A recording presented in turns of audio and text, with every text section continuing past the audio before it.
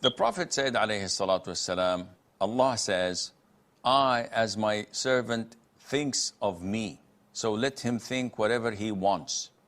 Meaning that Allah Azza wa Jal is self-sufficient. If you think negatively of Allah, then Allah Azza wa Jal would deal with you in such a negative fashion. Some people say, I do not ask Allah Azza wa Jal to grant me success in tomorrow's interview. Why? He says, every time I ask Allah for something, the opposite happens.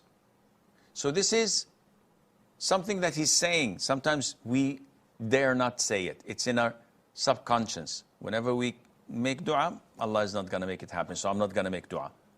A'udhu billah. This is close to kufr. As if you're accusing Allah Azza wa Jal of playing with you and doing what you don't want.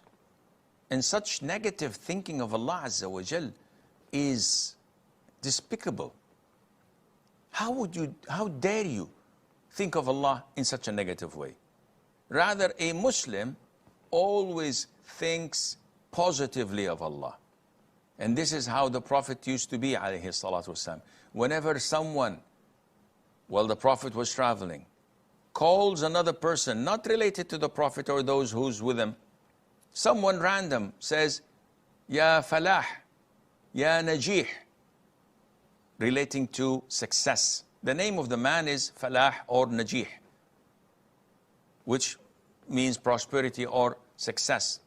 The Prophet used to become happy and believe that this is a glad tiding from Allah. In the conquest, not in the conquest of Mecca, in Sulh al-Hudaybiyah, the treaty, the covenant of al-Hudaybiyah, when they were blocked from going for Umrah. One of the mediators who came to negotiate, his name was Sahl. So when the Prophet came to know that his name was Sahl, he said, Sahl means easy. So the Prophet said, Alhamdulillah, now negotiations will be easy.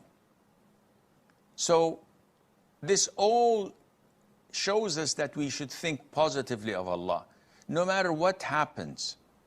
And this is the meaning of the hadith, and Allah knows best.